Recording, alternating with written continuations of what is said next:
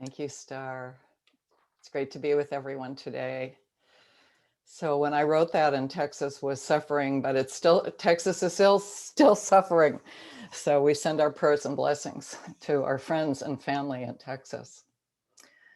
So, you all know me a little bit, and you know how much I love Charles Fillmore, and I love the teachings of Charles Fillmore, and I love the metaphysics that we as Unity students are able to embrace in our everyday life. And so this is one of those stories that I thought it has something for us. And I wasn't really quite sure exactly what it was, but the more I dove into it, the more I thought this is really a powerful way for us to understand the teachings.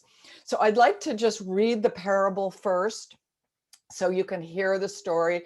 It comes in Matthew, and it's only in Matthew. It's not in any of the other Gospels. It's Matthew 25, the parable of the 10 virgins. Sometimes they're thought of as the 10 bridesmaids. So imagine that they're bridesmaids, virgin bridesmaids. At that time, the kingdom of heaven will be like 10 virgins who took their lamps and went out to meet the bridegroom. 5 of them were foolish, and 5 were wise. The foolish ones took their lamps, but did not take any oil with them. The wise ones, however, took oil in jars along with their lamps. The bridegroom was a long time in coming, and they all became drowsy and fell asleep. At midnight, the cry rang out, "Here's the bridegroom, come out to meet him." Then all the virgins woke up and trimmed their lamps. The foolish ones said to the wise, "Give us some of your oil. Our lamps are going out." "No," they replied, "there may not be enough for both of us. You go instead to those who sell oil and buy some for yourselves." But while they were on their way to buy the oil, the bridegroom arrived. The virgins who were ready went in with him to the wedding banquet, and the door was shut. Later, the others also came. "Lord, Lord," they said, "open the door for us." But he replied, "Truly, I tell you, I do not know you. Therefore, keep watch, because you do not know the day or the hour." Such an interesting story. And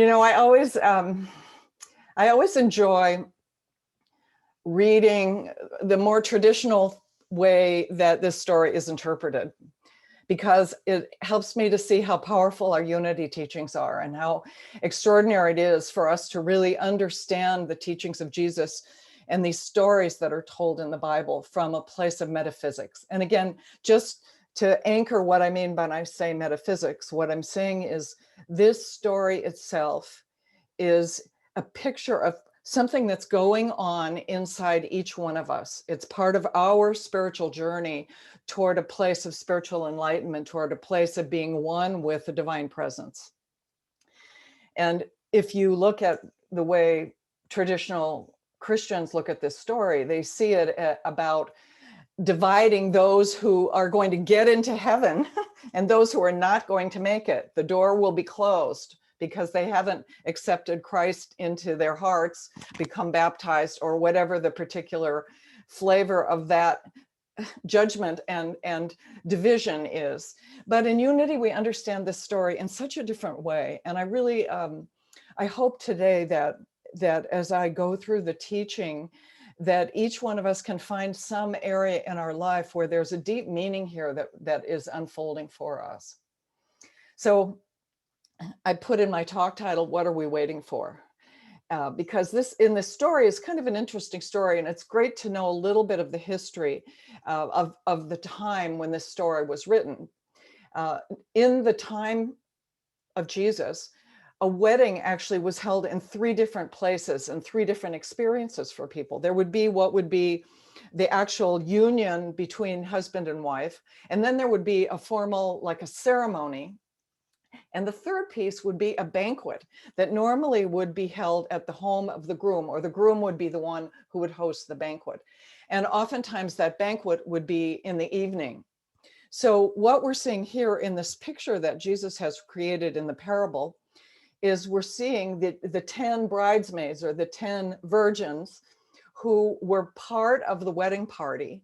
And what they were really invited to do was stand along the side of the road.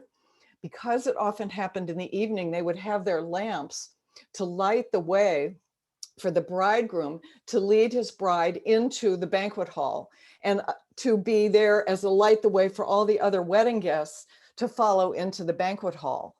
So that's kind of the container that this story is focused on. So this, as the story goes, there are 10 of these virgin bridesmaids. And what happens is the bridegroom is delayed. Who knows why the bridegroom is delayed?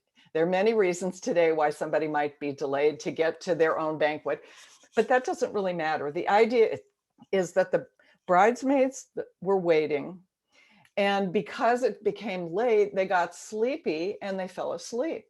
So here they all are on the side of the road, they're falling asleep, and all of a sudden they hear the message, the bridegroom's coming, and they wake up and they trim their lamps, they light their lamps. Well, of the bridesmaids, 5 of them had the foresight, they were prepared, and they had extra oil to be able to fill their lamps so that the light would be up long enough to be able to take them through the night. The 5, what they called foolish bridesmaids, didn't bring any extra oil. And because the night had come longer than they originally expected, they ran out of oil. So they asked the bridesmaids with oil, won't you share your oil with us? We're running out of oil. We're not going to have enough. And the wise bridesmaid said, no, we can't do that. That means that we'll both run out. So you need to go buy your own oil. Anyway, the story goes that the wise bridesmaids were able to go into the banquet with the bride and groom, and the door was shut. And when the other bridesmaids came, there was no way that they could get into the banquet. So what are we talking about here? What is all this in our life? I was thinking about waiting, because it's a big piece of what's happening here. And I think for many of us, there's so many ways that we're waiting in our lives. I have friends in my life. I have one friend who has a physical challenge, who is waiting for the healing of that physical challenge. Now, there may be some of you who have that same experience, where there's something that doesn't feel quite right in the body, and you're waiting for the healing to come. I have another friend who has a brain tumor, and he's been dealing with this brain tumor for a couple of years. And rather than waiting for the healing, my friend Eric is actually waiting to die. Very different kind of experience of his waiting. I have another friend who is owner of a restaurant, and she is really scrambling, trying to make ends meet with her business, doing the best she can, running outdoor services, but she's waiting and waiting for things to change so that her income will increase and she'll be able to keep her restaurant. She's in that waiting mode. I have another friend who's actually a client of mine, and she's been married for 40 years. But she's been feeling like her relationship is not really working anymore. And so she and her husband have separated. And she's in this place of waiting. And there's something inside her that is waiting for her husband to change. So I noticed that we all have this quality within ourselves where I call it kind of a quality of becoming. It's like whatever is here right now, we're not in full acceptance of. We're not really present to fully what is here. We're waiting for something else. We want it to be different. We want ourselves to become different. We want the situation to be different somehow. So we all have had this experience in our life of having a desire for something to be different than what it is. And this is part of the experience that we're looking at here when we look at the teaching that Jesus is giving us, and especially when we understand it from the point of view of Charles Fillmore. So going right into the Fillmore teachings, Fillmore talks about the 10 virgins, and he says the 10 virgins actually represent our 5 senses. There are 5 senses in 2 different states of being. One is the state of our senses that we use and reflect in the outer world, what we see with our eyes and how we can say, oh, I see there's a lamp there. Oh, I see this is a book. Oh, I see this situation with my eyes. I hear this situation with my ears. I understand it in a certain way. I feel it with a certain way. We have this outer 5 senses. But Fillmore also says, and that would be the foolish virgins. He also says we have an inner set of 5 senses, spiritualized senses. And these would be, like he would refer to it as the soul eye or the spiritual ear. We have a way when we have literally spiritualized our senses to be able to see and to know from a very, very different place of being what is true moment to moment.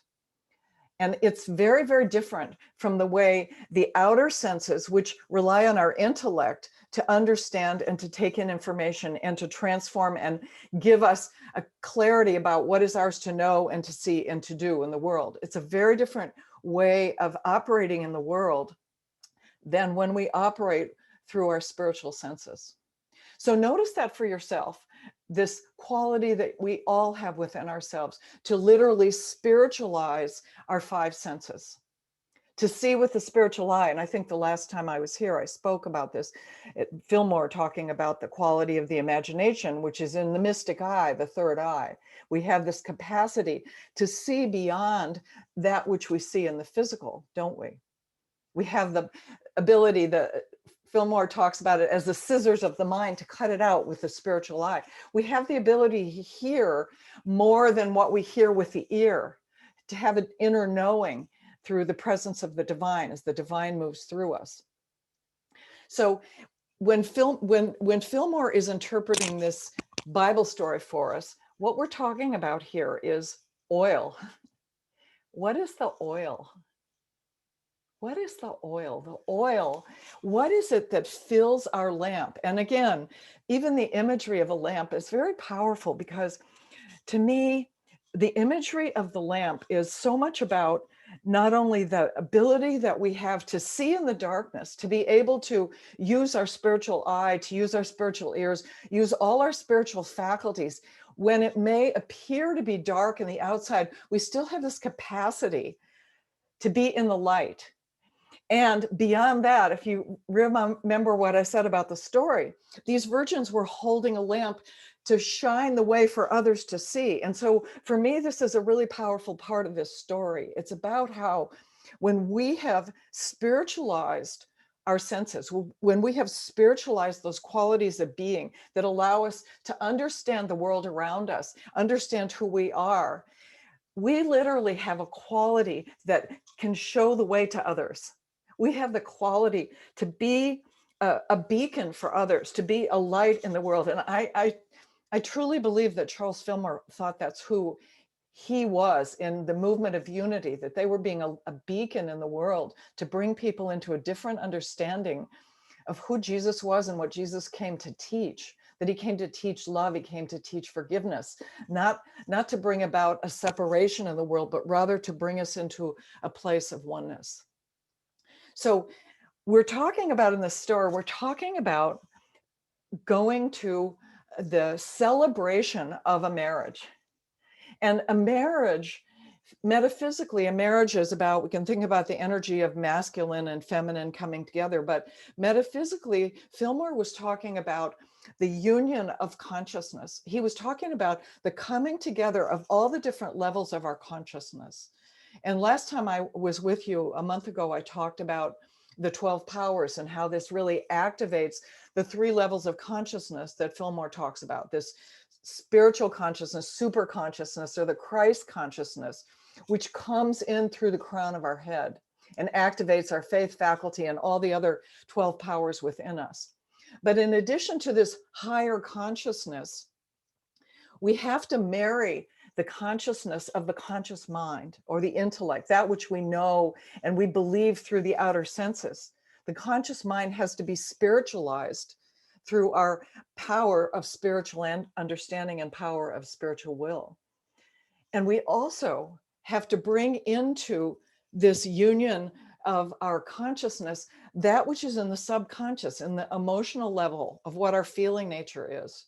And so when we talk about going to a marriage, bringing our light, bringing our lamp, bringing this inner awareness that we have to this marriage, we're actually talking about bringing all of our faculties together, unifying the higher consciousness of super consciousness, divine consciousness, Christ consciousness, however you want to language it, with that intellectual understanding that we have that may be coming to us as we look in the outer with our outer five senses, but it's spiritualized. It also is able to pull up whatever feelings are going on inside of us in the moment and to merge all these together. And this is the marriage in consciousness that Fillmore's talking about. So this divine marriage, it's such a powerful awareness for us to have, because, and for me, what I really see in this teaching is this capacity for us to realize that no matter what is going on for us in the outer, and we all have stuff. You know, I was thinking about in my own life, what am I waiting for right now? I'm waiting to get my vaccine, you know, and I'm waiting to get my vaccine. And there was this kind of like, when it came out, oh yes, it's coming. And I'm 74. So I just didn't hit that 75 limit. I'm like, oh, I'm going to be with all those people who are 65. You know, my mind did this whole little spin, and I was definitely not in my Christ consciousness there. You know, I was getting my information and I was putting it in, and I was getting into sort of a self obsessed frenzy about it. And it wasn't until I let go and let my daughter help me.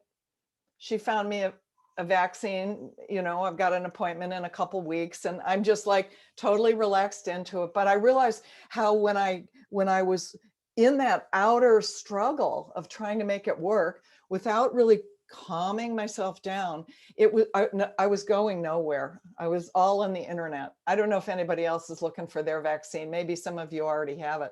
Then I thought, what else? I'm waiting. I want the vaccine so I can go see my grandkids, because they're just getting bigger and I'm just not getting to see them. So what is it in your life? What are you waiting for? What is it that isn't happening right now that you think ought to be happening? And how is it? Are you the foolish bridesmaid? You know, are you just bringing part of your oil? You only have a little bit of your oil. You're not really filling yourself up with the spiritual energy that we've been given through these unity teachings. The power to really understand that you and I are one with the Christ presence in every single moment. And when we find that, we find ourselves feeling that sense of separation, when we find ourselves thinking it's about someone else, or when we find ourselves feeling like, oh, you know, how am I going to handle this? We've lost that sense of connecting to the listening with the spiritual ear or seeing with the eye of spirit. And that's when we need to do what Charles Fillmore did every single day. We need to go into the stillness. And, you know, it's kind of interesting because part of this story has everybody falling asleep. And I thought, what's kind of a strange thing, you know, that they're hanging out and they're waiting, and then they're out, they fall asleep. But, you know, when you look at what Fillmore talks about sleep, he says, sleep has the capacity to take things that are disharmonious and bring them into a place of harmony, kind of to take things that are unraveled and to bring them back and knit them together. And he likened the quality of sleep, where we don't really know what's going on, to this divine stillness and divine silence that happens when we go into a time of meditation, when we go into a time of connecting in with higher consciousness. So the fact that the bridesmaids fell asleep because what they were waiting for wasn't happening, in a sense, it's giving us a little bit of guidance to say, hey, when you're in that place of anxiety, or you're in a place of fear, or you don't have enough oil in your lamp and you're feeling kind of desperate about what's going on, maybe that's time to take a nap. Maybe it's time to shut down that focus on the outer senses, that focus on our sort of the ego mind of the intellect, and to literally move into the place where the divine presence can bathe and activate and spiritualize all the inner powers that we have, to reactivate our power of faith. So hopefully this is a kind of an interesting analogy for all of us. And the thing that was so amazing to me was the last part of it. And I actually couldn't quite get it until this morning. I had a call with one of my teachers from India. And they were talking about this experience that they called it a singularity. And the experience was like, there comes a time when something occurs and everything changes. Something happens and everything changes. And in a sense, I feel like, we were, as lunatics, we were given a gift of that something, that awareness, that inner awakening. When that inner awakening happens within us, we become aware of the powerful presence of the divine within us, everything changes. And what I saw when I looked at this again, when I looked at this story, and it says that the door was shut.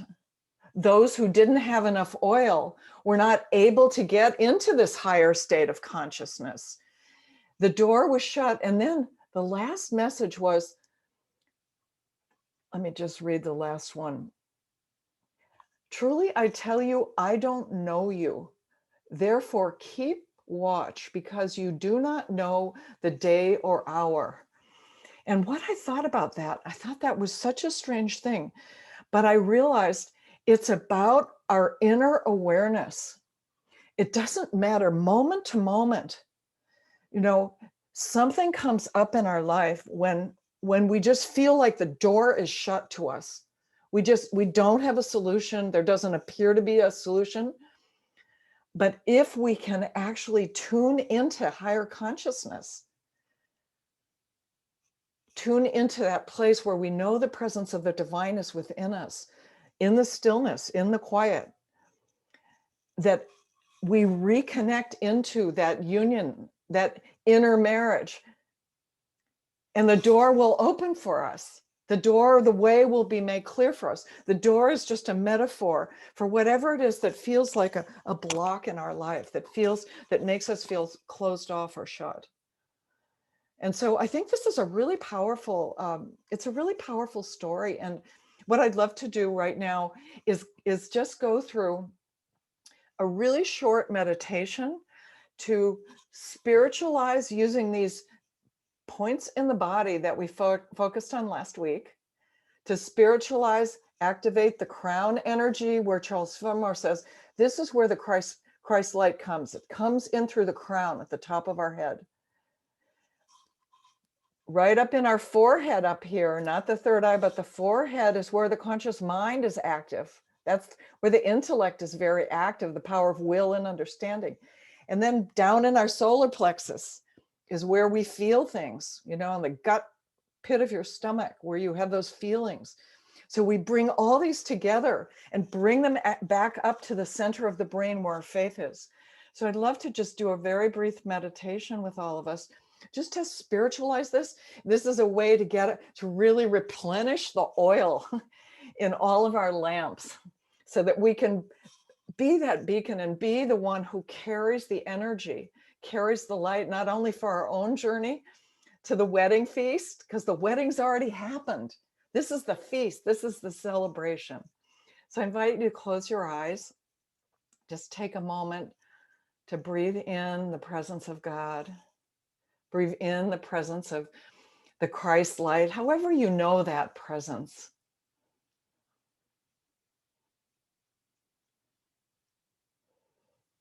And as you begin to feel more relaxed in your physical body, focus your attention on the crown of your head.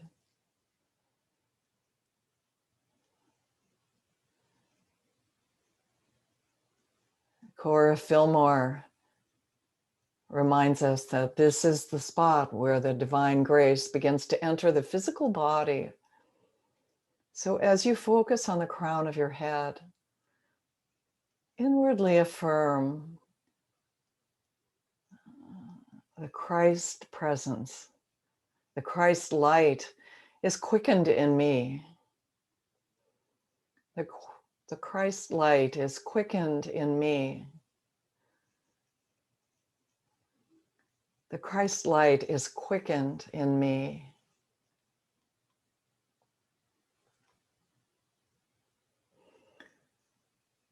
And now move your attention to your forehead, which is thought to represent that conscious level of the mind. And in consciousness, realizing that you are aware that the Christ light is being quickened in you, inwardly affirm, I am aware that the Christ light is quickened in me. I am aware that the Christ light is quickened in me. I am aware that the Christ light is quickened in me.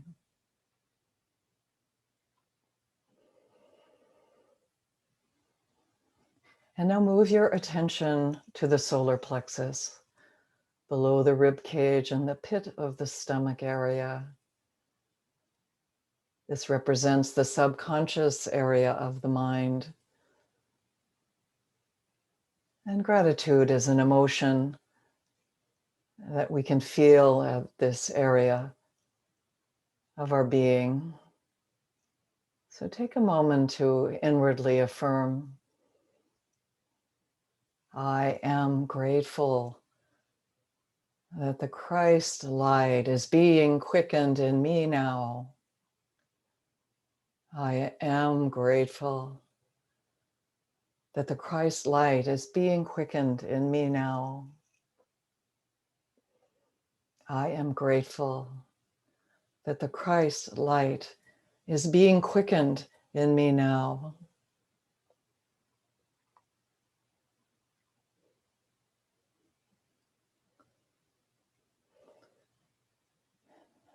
And now let the center of your attention move into the middle of your brain, a place where the pineal gland, the pituitary, the hypothalamus all intersect the faith center of the brain.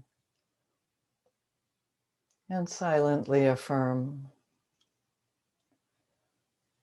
the Christ light in me calls forth my spiritual power of faith.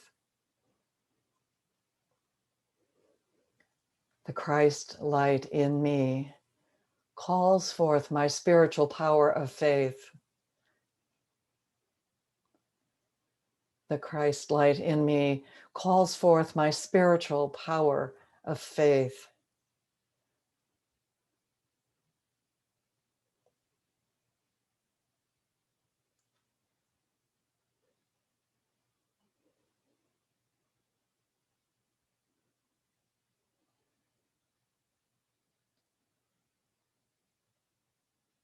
And take a deep breath and gently bring your awareness to the full body, starting at your feet, under the soles of your feet. Just bring your attention up through your legs and thighs and hips, up to your chest and your heart. Feel the energy radiating from your shoulders out down your arms into your hands, and back up your arms and to the back of your throat and up through your neck and your jaw, into your head, through your eyes, and up and out through the crown of your head. And when you're ready, you can gently open your eyes.